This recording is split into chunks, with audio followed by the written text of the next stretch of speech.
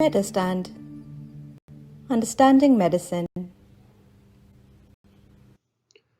Professor Aziz Rehman from Medurstand-Understanding Medicine, and today we are going to talk about this very interesting condition called metabolic syndrome. It has got a very good concept, but exact definition is not available, and when I go through the presentation then you will realize what I mean. In fact, there are people who actually doubt the very existence of this condition, but majority believe that there is something called metabolic syndrome. What is it? Nobody seems to know for sure, because there are many components. It is actually a constellation of 5 different conditions, not actually diseases, 5 different pathological metabolic states which collectively constitute metabolic syndrome. And in all those 5 components, there is disagreement on almost all. So that indicates that world authorities are not exactly on one page. But lately there has been some consensus, and I'll show you that one also. So we have 5 different definitions. One presented by International Diabetes Federation, the other one by WHO, World Health Organization, and still another one by EGIR, European Group for Study of Insulin Resistance, because insulin resistance seems to be the hallmark of this condition. NCEP, which is another international institution, National Cholesterol Education Program, and then AHA, American Heart Association. So we have at least 5 different definitions. You know, definition has to be very precise, like a legal statement. So if we have 5 definitions for one condition, I think theoretically you could say that at least 4 of them are wrong, or maybe all 5 are wrong, but actually they're quite close. So I'm going to explain to you the consensus. Lately all these institution, organizations, they sat together and they came up with one unified applicable concept, and the science is still developing. In future we might get a better definition, but the current concept I'm going to explain in the next slides. So the concept is that there are multiple conditions and they actually lead to certain metabolic abnormalities leading to premature atherosclerosis. That of course could lead to premature coronary artery disease, strokes, peripheral artery disease, and it could also lead to non-alcoholic fatty steatosis and ultimately cirrhosis. But this concept is that in the center is the heart, because all these conditions, they ultimately lead to heart problem through accelerated atherosclerosis. First thing is visceral obesity. Now, visceral obesity is different than obesity.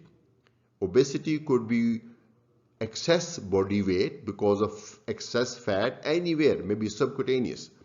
But visceral obesity means that fat is deposited in the abdominal cavity, in your viscera, in the omentum, in the pancreas, in the liver, and in the inside the abdomen, and this fat is metabolically active.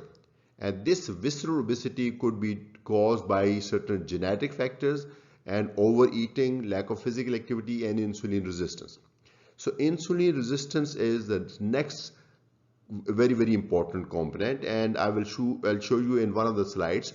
There is actually debate whether visceral obesity is a primary problem that leads to insulin resistance, or insulin resistance is a primary problem and that leads to visceral obesity. But both are actually components of this metabolic syndrome. Hypertension is another component, and high triglycerides.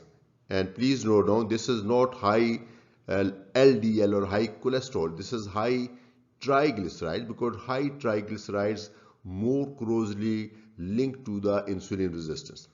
And then low HDL cholesterol. HDL cholesterol, which is also called a healthy or friendly cholesterol, and that may be low. So these are 5 conditions. A combination of these constitute metabolic syndrome. Now this is the unified diagnosis which we practice these days. So 5 components, 1, 2, 3, 4, 5. First of all, in my opinion, the most important, in fact, according to certain authorities, they say patient must fulfill this condition, this criteria, and only then we can apply the definition. So waist in inches in men and in women should be less than 40 inches and less than 35 inches, less than 40 in men and less than 35 in females and women. Now please note down, there are different criteria. There are more stringent, but this is what we practice. And in Asian Americans, so the criteria is different, and for men the waist should be less than 35 inches and for women the waist should be less than 32. In Pakistan we do not know, at least I am not sure which criteria should be applicable. I normally apply these criteria even in Pakistan. So anybody, any male person whose waist is more than 40 and a woman whose waist is more than 35 will fulfill one criteria. Please note down, this waist is not the tailor waist. Tailor waist is typically 2 or 3 inches less than that.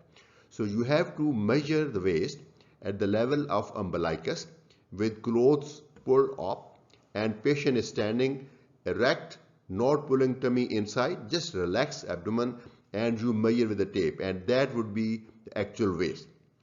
So second criteria is the blood sugar fasting.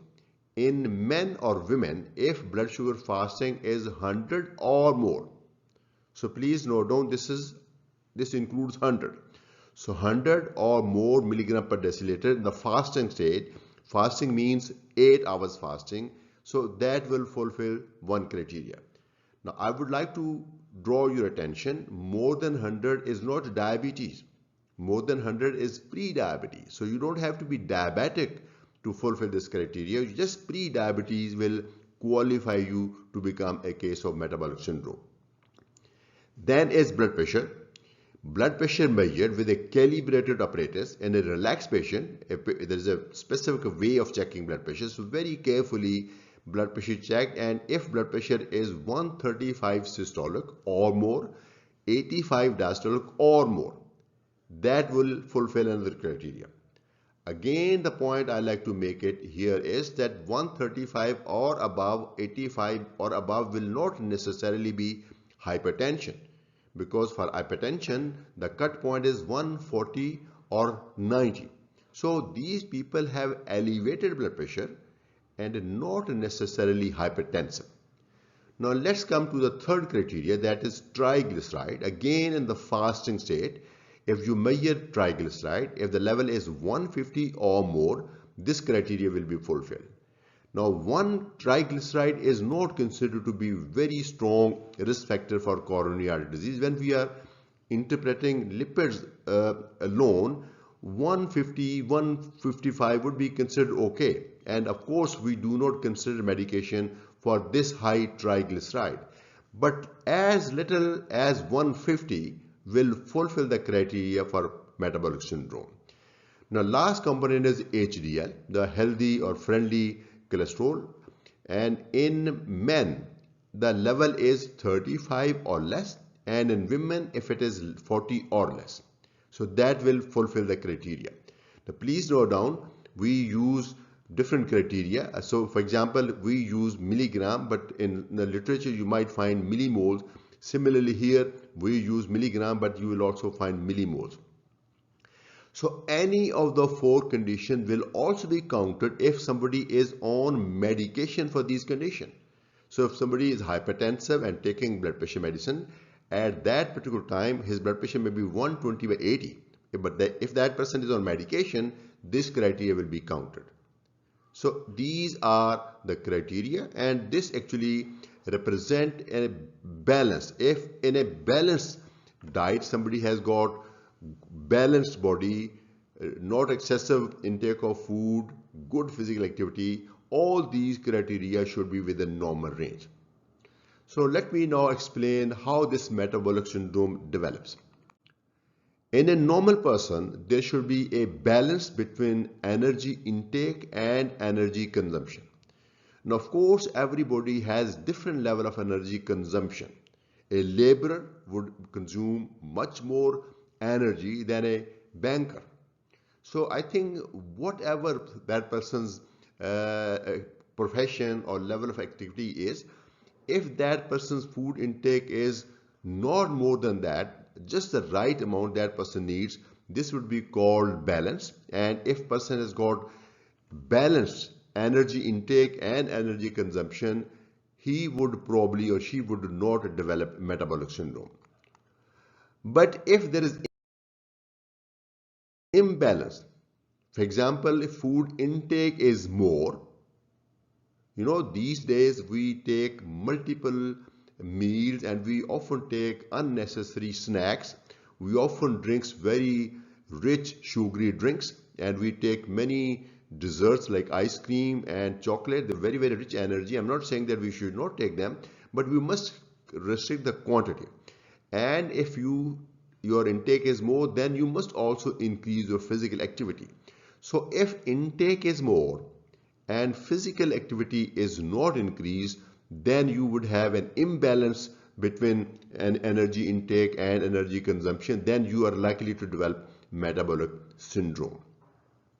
To put it into some mathematical equation, so this is it. Actually, this is my own concept translated into an equation: food intake divided by physical activity. Food intake is above on the upper part of the line, so that means more food intake, more chances of developing metabolic syndrome. Physical activity, more physical activity, less chances of developing metabolic syndrome. So if there is suppose increased food intake, but at the same time there is increased physical activity also, then again the effect of food intake may be cancelled by increased physical activity. But it is not as simple as shown in this mathematical picture equation. So there is actually another factor, because everyone is not equally predisposed or prone to develop metabolic syndrome. There is some unknown factor or factors. So this one factor could be genetic factor. One could be having insulin resistance or predisposition to increase food intake due to some genetic factors. Details are not known, but we know that genetic factors play extremely important role in our behaviors and in our metabolism. So there could be some genetic factors. I've seen people whose food intake is not more than the normal, at least this is what they describe, but they may still develop metabolic syndrome. And I've also seen people whose food intake is more and they still do not develop metabolic syndrome. So I think there is some definitely genetic factor. Another factor could be related to your microbiota. There is a lot of research going on. A unique microbiota may actually determine your food preferences and the amount of food you intake, your satiety level, your hunger level, and also your desire of doing exercise. So microbiota may also have a very, very important role. Genetic factors and microbiota, they actually also have some interaction. Maybe genetic factor, they work through microbiota. Maybe microbiota also change the effect of your genetic factors. So this is how I think primarily it is one's food intake against one's physical activity that leads to the chances of developing a metabolic syndrome. But there are some genetic factors and microbiota. So what is the importance? We may not be able to do anything about the genetic factors. And at the moment, we may not be able to do anything about the microbiota. But what we can do about is the food intake and physical activity. So I think working on these two, we can minimize the chances of developing metabolic syndrome and also chances of further progression of metabolic syndrome to more pathological and morbid condition. So this is the imbalance, and I'm going to show you some exceptions. Many individuals do not develop metabolic syndrome despite excess intake. This is my observation. Maybe they have fast metabolism, maybe they have more physical activity. Some will fulfill the definition despite having normal BMI. So BMI is actually measure of total body mass against one's height. It does not specifically address visceral obesity. So it is possible to have normal BMI but with visceral obesity. We call it thin obesity. You can see the person may look thin, but if you measure the waist, you will know that the waist is actually increased. There are people who think that a waist measurement is superior to BMI measurement when we assess these patients. Now, some other factors are also operative. Genetic factors, stress factor may be important because stress is not just a mental state. Whenever you have stress, there is production of many counter-regulatory hormones, catecholamines and growth hormones, and stress hormones, the steroids. They are all produced during stress stage, and all these they have effect opposite to insulin, so they can actually create a insulin resistant like state. Then sleep. These days we know that 6 to 8 hours sleep is recommended, and those who have less sleep are more likely to develop metabolic syndrome. Then many inflammatory markers, some low grade inflammation due to various factors, that could actually also contribute to metabolic syndrome. Now, what is actually the cause? I have just demonstrated that it is the imbalance between energy intake and energy consumption, but there is something behind that also. So that is visceral obesity or insulin resistance. In metabolic syndrome, both are present, right? It is actually a catch-22 question. Which one comes first? Maybe we have actually two types of metabolic syndrome. In some, visceral obesity may be the primary cause, and due to that visceral obesity, the fat present in our viscera that produces many hormones, and many of them they have metabolic effects, and that could cause insulin resistance, that promotes more food intake, and that could lead to obesity. Or it is also possible that somebody was born with insulin resistance. The exact mechanism not known, but because of insulin resistance, one have results that leads to overeating, and that causes visceral obesity. I'm going to show you this in more detail in subsequent slide. But here, I think this is a vicious cycle. Whether visceral obesity is primary or insulin resistance is primary, once somebody develops metabolic syndrome, one develops this cascade, this self-perpetuating metabolism, and that leads to further progression of metabolic syndrome and then ultimately further pathological states. Now, I'm going to explain these two concepts in some more detail in the next slide. So two concepts, first is obesity, the visceral obesity as primary, and the second one is insulin resistance as primary. And this is, I think, more widely accepted theory, and let's first examine this one. So there is increased food intake and reduced physical activity that leads to visceral obesity. Whenever we accumulate fat, it is first in the viscera and then it is in the subcutaneous tissue. And this visceral obesity leads to production of many cytokines, and some of them they have bad effects on our metabolism. They cause insulin resistance, and that insulin resistance increases to metabolic syndrome, leads to metabolic syndrome. And the other concept is that the insulin resistance is primary. So there is insulin resistance. Because of insulin resistance, your body needs more insulin to keep your sugar within normal range. So because of hyperinsulinemia, your glucose is kept in the normal state. So you are actually keeping your glucose normal by keeping your insulin level high. Now, if we do oral glucose tolerance, these patients will be unmasked, otherwise they would have normal glucose level. So this would lead to forced overeating. Hyperinsulinemia would bring down your glucose and you will feel hungry, you will feel like eating, you will eat more food, and that will lead to visceral obesity, and visceral obesity then cause metabolic syndrome. So there is a possibility that both these are actually two different types of metabolic syndrome. But either way, we know that visceral obesity and insulin resistance are the primary component of metabolic syndrome. Now coming to the diagnosis, these are the components. I'm not going to go into the detail because I've already discussed them. So these 5 conditions, so there are 2 ways. One is, the first is mandatory. One's weight is above the recommended range plus any of the two. So I like to make a point here that this HDL is low in our population, so common that I think, it's my own view, I think you can actually always count in this criteria.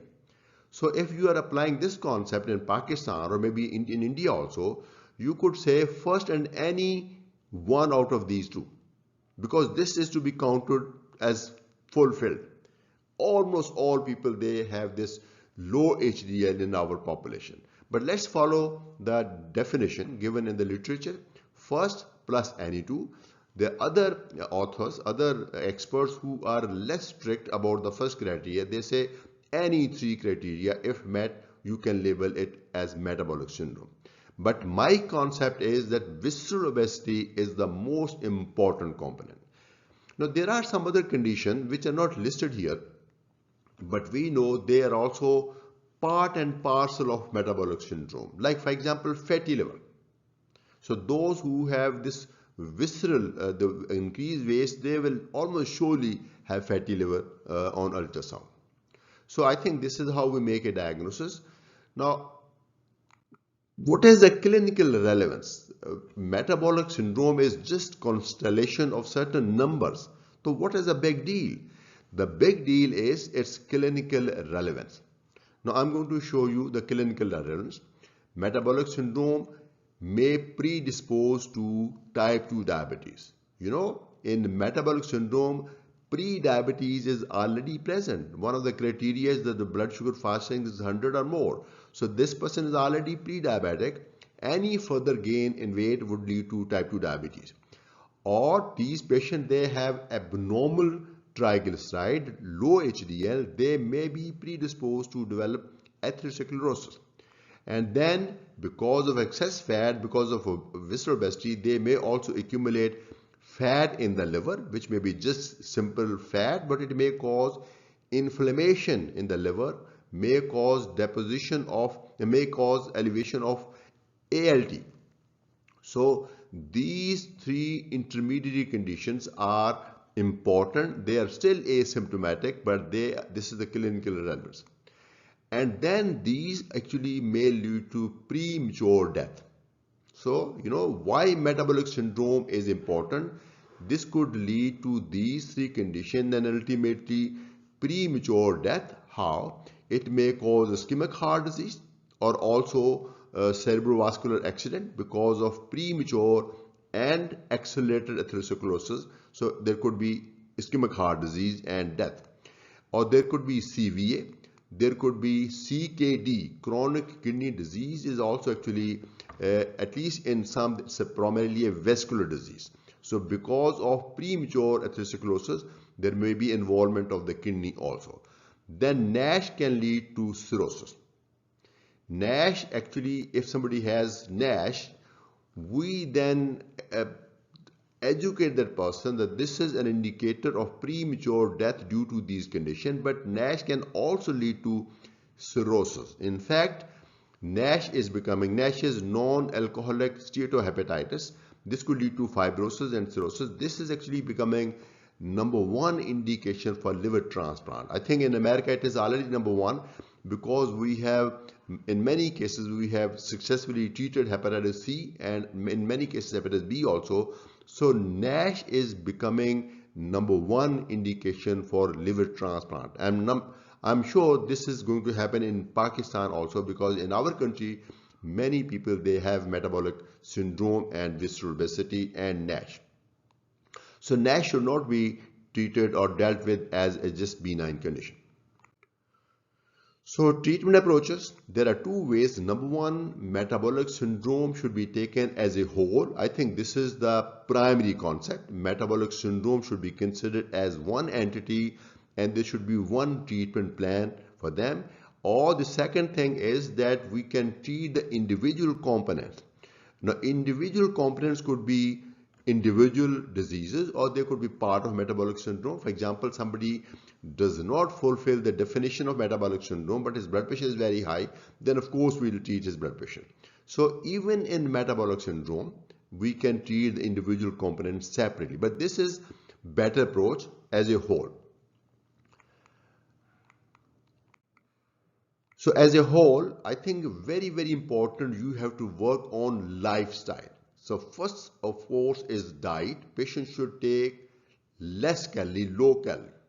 So depending upon how much that person is overweight, you could give him 25% less calories or 50% less calories diet.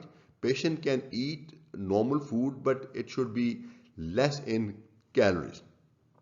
Since fats are very, very rich in calories, so I think fat should be particularly restricted.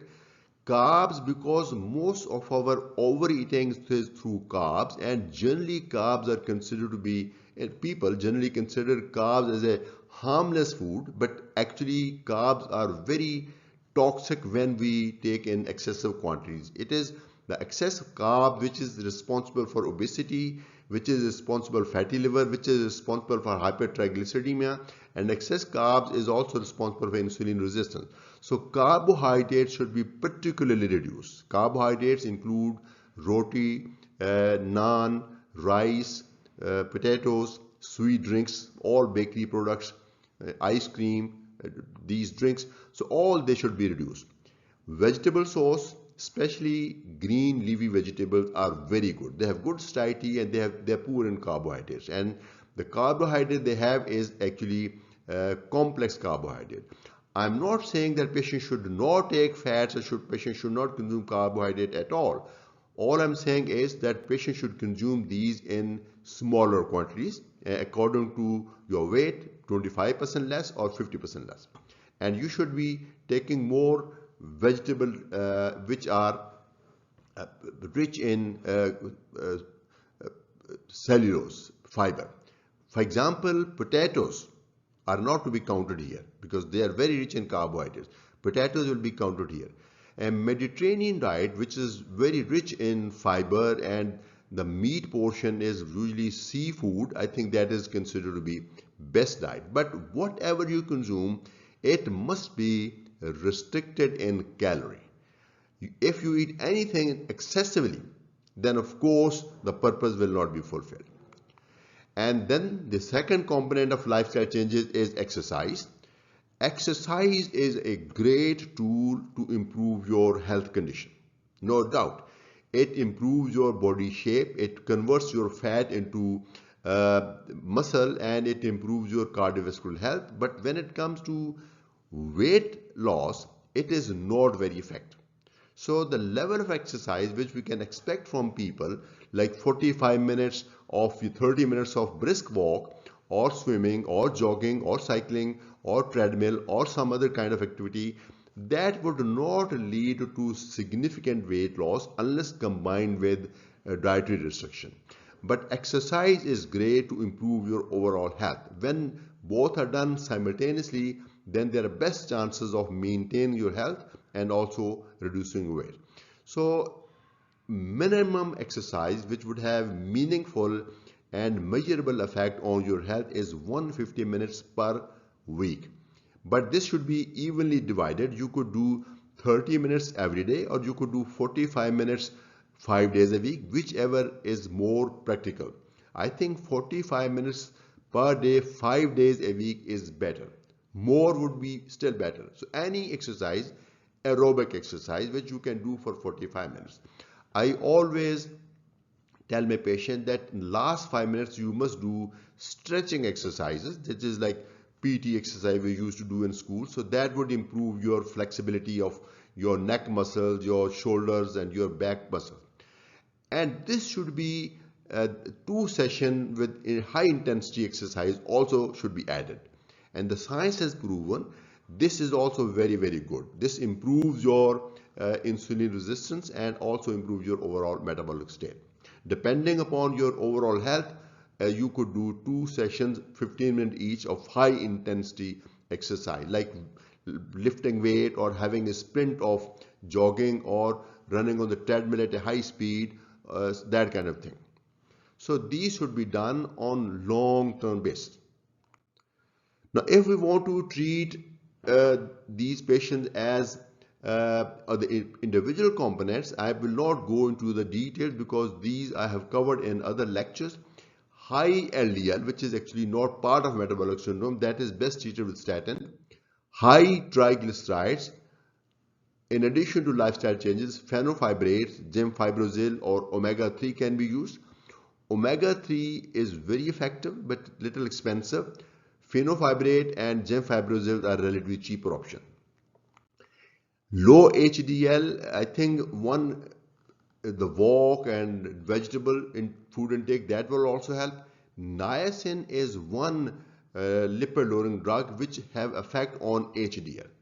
Most of the statins, they do not have significant effect on the statin except for rosuvastatin, which has very modest effect on HDL. Multivitamin, if you're deficient, supplementing your diet with multivitamin may also help. Hypertension, depending upon what level of blood pressure you have, angiotensin converting enzyme inhibitors or ARBs are better because these agents, they also have effect on insulin resistance. Then hyperglycemia, and the best option to start with somebody who's got very, very mild hyperglycemia, pre-diabetes, I think metformin is a great choice. So I'm coming toward the end of my presentation, the prognosis. You might think that this is a relatively benign condition and there is treatment option for every component, so prognosis should be good. But I would say once metabolic syndrome, always metabolic syndrome. This is my own experience because it is very hard to achieve our objective. Working on weight is particularly very hard. Taking care of your diet all the time is very, very hard. And similarly, doing exercise on regular basis again is not easy. And then doing both in the quantity that leads to meaningful effect and the reversal of metabolic syndrome is actually not easy. So it is possible, it would be possible if you lose 15%, approximately 15% of your body weight with lifestyle changes, particularly with dietary restriction, but also combined with exercise. Medicine or surgery may also be used. So if somebody uses medicine to control weight, that will be also helpful, and somebody goes for a metabolic surgery, bariatric surgery, that will also be helpful. A metabolic syndrome alone would not be good enough indication for bariatric surgery, but if somebody has, for example, obstructive sleep apnea, that patient may be considered for this surgery. Many would, despite treatment options available, many would end up having type 2 diabetes, ischemic heart disease, CVS, cardiovascular accident, obstructive sleep apneas, and premature death. Kidney disease also not mentioned here. So, and premature death. So this is very, very unfortunate fact that we understand metabolic syndrome and there are so many treatment options, mostly with lifestyle, and still these patients end up having complications. That means we as healthcare professionals and patients are not doing good enough. So I think we need to do our part more efficiently so that we can get away with this metabolic syndrome. So that was all. I hope you like this presentation and I hope it was useful. This has been Professor Aziz Rehman from Medurstand. and this is a link to my channel, and I have many other lectures, and please feel free to join. It is free and it is going to be free forever. Thank you, Professor Aziz Rehman from Medurstand-Understanding Medicine.